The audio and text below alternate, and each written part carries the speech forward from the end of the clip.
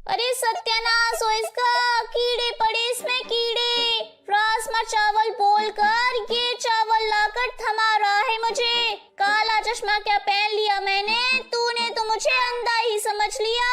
धीरे बोलो ना मम्मी। अरे मुझे मत सिखा, राजमा चावल खिलाएगा ये बोलकर लाया था ना तू मुझे यहाँ। अरे कैसा रेस्टोरेंट है ये लोग मुझे राजमा चावल भी नहीं लाकर दे रहे, मुझे नहीं खाना यहाँ। प्रमिला जोर जोर से चिल्लाने लगती है और उसकी आवाज सुनकर रेस्टोरेंट का मालिक वहाँ आ जाता है। क्या गलती हो गई मैडम, बताइए, हम अभी आपकी डिश चेंज कर देते हैं। अरे मैंने राजमा चावल लाने को कहा था इसे, और ये बावला देखो क्या ले आया है चावल में काजू डालकर बड़ा 30 मार खान बन रहा है अपने आप को। अरे यही खाना होता मुझे तो मैं यहाँ क्यों आती।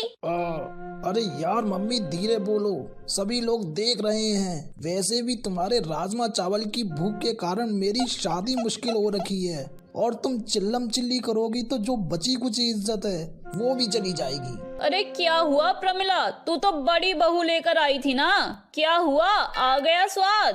बहू ने अभी तक राजमा चावल नहीं खिलाए क्या?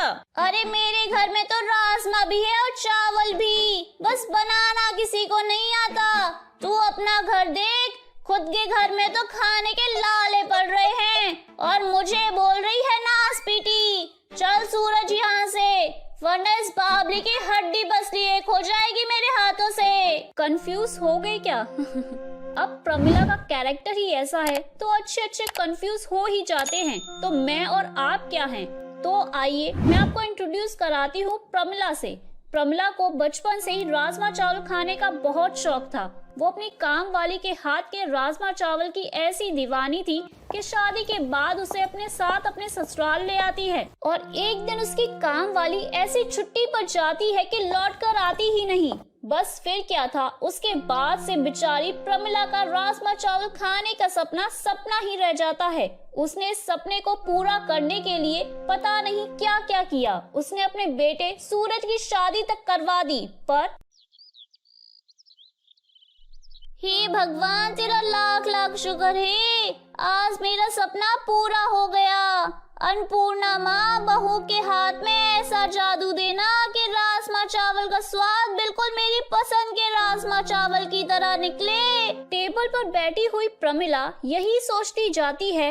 आधा घंटा, 1 घंटा, 2 घंटे इसी तरह बीतते जाते हैं, पर प्रमिला की बड़ी बहू रसोई से बाहर आती ही नहीं। अरे बहू, मैं जानती हूँ कि तुझे दुनिया की सारी डिशेस बनाना आती हैं, पर देख अब ना सारी डिशेस बनाने मत बैठ जाना, तू मुझे बस राजमा चावल खिला दे। और तभी सिमी रसोई से दोनों हाथों में बड़ा सा पतीला पकड़ते हुए बाहर आती है और उस पतीले को अपनी सास के सामने डाइनिंग टेबल पर रख देती है।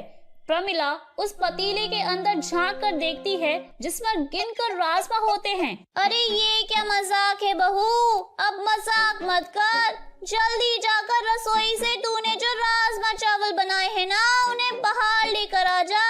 अरे यही राजमा चावल तो बनाया है मैंने मम्मी जी, ध्यान से देखिए ना, पतीले के साइड में चावल के दाने भी तो हैं। हैं? ये क्या कह रही है बहू तू?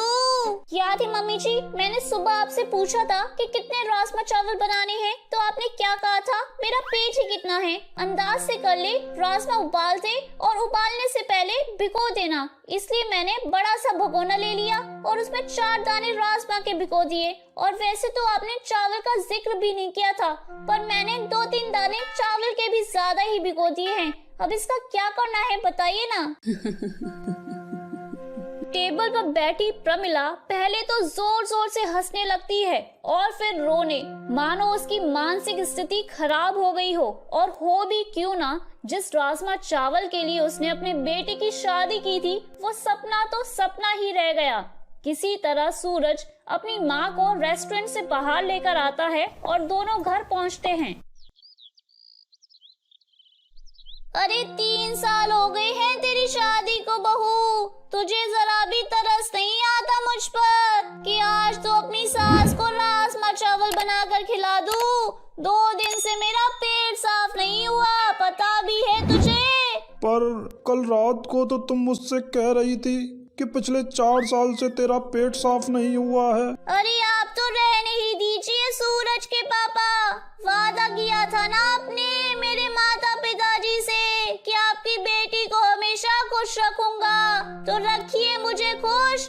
लेकर आइए ना राजमा चावल बनाने वाली। लेकर आई न तू राजमा चावल बनाने वाली, जिसने आज तक सिर्फ 4 राजमा के दाने भिगोए हैं। अब तो तू बनाने वाले की उम्मीद ही मत कर। मैं तेरे लिए राजमा बना तो नहीं सकता, पर बना बनाया राजमा चावल तुझे खिला जरूर सकता हूँ। राजेंद्र के बेटे की शादी है आज, भूल गई क्या तू? देश के बेहतरीन से बेहतरीन शेफ आने वाले हैं उसकी शादी में। आज रात को तेरा सपना पूरा हो जाएगा, ये समझ बस। प्रमिला की खुशी का कोई ठिकाना नहीं था। आखिरकार 4 साल के बाद उसे राजमा चावल खाने को मिलने वाले थे।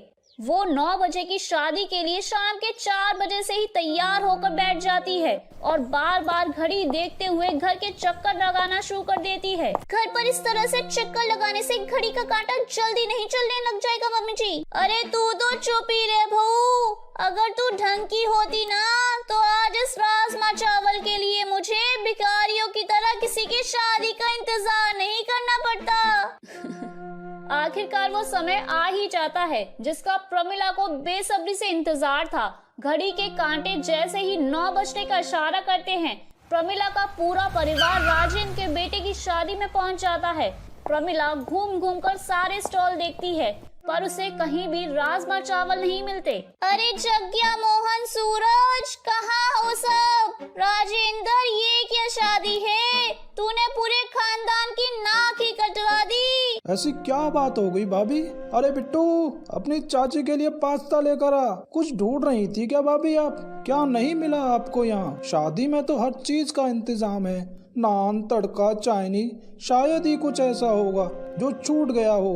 हमने तो देश के कोने कोने से डिशेस लाकर यहाँ परोस दी हैं शादी में। अरे मैं क्या करूँ इन डिशेस का? मुझे तो राजमा चावल खाने थे। बड़ा रईस बनता है ना तू, अपनी शादी में राजमा चावल तक नहीं बनवा सका। अरे भाई, इतने पैसे की तंगी आ गई थी तो राजमा चावल मुझसे लेकर बनवा लेता। शादी के बीचों बीच ही प्रमिला जोर जोर से तमाशा कर भीड़ इकट्ठा कर लेती है। खानदान की सभी बहुएं वहां पर पहुंच जाती हैं। इतने लोगों से भरा पूरा परिवार, पर उनमें से किसी को भी राजमा चावल बनाना नहीं आता था।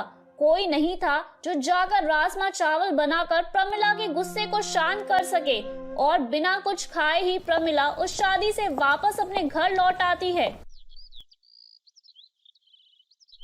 बेचारी प्रमिला, उसका सपना तो मानो पूरा होना लिखा ही नहीं था और राजमा चावल की उम्मीद लिए वो अपने छोटे बेटे मोहन के लिए बहू ढूंढने लग जाती है। एक ऐसी लड़की जो राजमा चावल बनाने में एक्सपर्ट हो, पर किसी भी लड़की के हाथ का राजमा चावल प्रमिला को पसंद नहीं आता था और मोहन की शादी ऐसे ही आगे बढ़ती जा रही थी। एक रोज परेशान होकर मोहन लव मैरिज कर एक लड़की को अपनी पत्नी बनाकर ले आता है। अरे ये सब क्या है मोहन? कौन है ये लड़की? आपके इस राजमा चावल के चक्कर में मेरी शादी होना मुश्किल होती जा रही थी। न जाने कब आपको किसी लड़की के हाथ के राजमा चावल पसंद आते और न जाने कब मेरी शादी होती। इसीलिए मम्मी, मुझे ये सब करना पड़ा। मुझे माफ कर देना। अरे एक आखिरी उम्मीद बची थी मेरी, तेरी बीवी ऐसी लड़की लाती जो मुझे राजमा चावल बनाकर खिलाती। ये सब कौन सा मैं जानबूझकर कर रही थी बेटा, पर एक बार तेरी भाभी के टाइम गलती हो गई मुझसे। उसके माँ बाप ने बोला था हमारी बेटी बहुत अच्छा खाना बनाती है और मैंने मान भी लिया, पर शादी के बाद सारी असलियत सामने आ गई। इसलिए मैं पहले ही टेस्ट ले रही थी बेटा। अरे लोग तो गाड़ी खरीदने से पहले टेस्ट ड्राइव लेते हैं। ये तो मेरे राजमा चावल बनाने वाली बहू की बात थी, पर उस पर भी तूने पानी फेर दिया। तूने आज मेरा दिल तोड़ दिया बेटा। मैं कसम खाती हूँ, अब से मैं अन्न का एक दाना भी नहीं खाऊंगी, चाहे मेरी भूख से जान क्यों न चली जाए। और गुस्से में प्रमिला अपने कमरे में जाकर बैठ जाती है। प्रमिला की हालत देखकर सभी घबरा जाते हैं, पर नई बहू पिंकी मुस्कुराते हुए रसोई में चली जाती है। 1 घंटे बाद पिंकी अपनी सास के कमरे में राजमा चावल बनाकर ले जाती है। आप अपना अनशन मत तोड़िएगा मम्मी जी, बिल्कुल भी मत तोड़िएगा, किसी के कहने पर तो बिल्कुल भी नहीं। आखिरकार लोगों ने आपके राजमा चावल के प्यार को मजाक बनाकर रख दिया है, पर एक बार इस राजमा चावल को टेस्ट कर लीजिए ना। अगर आपको पसंद नहीं आया तो पूरा जीवन पड़ा है, वापस से भूख हड़ताल पर बैठ जाना, किसने रोका है।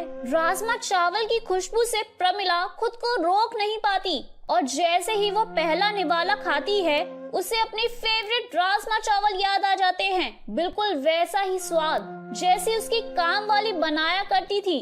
प्रमिला की खुशी का कोई ठिकाना नहीं रहता और वो पिंकी के साथ साथ सिम्मी को भी गले लगा लेती है। तो मेरे प्यारे दोस्तों, कैसी लगी आपको मेरी ये कहानी, मुझे कमेंट करके जरूर बताएं और अपने दोस्तों के साथ शेयर करें। अगर आपने मेरे चैनल को अभी तक सब्सक्राइब नहीं किया है तो नीचे वाले बेल आइकन को दबाकर सब्सक्राइब कर लें। तो मिलती हूँ मैं आप सभी से फिर एक नई कहानी के साथ। तब तक आप अपना ध्यान रखिए। बाय बाय दोस्तों।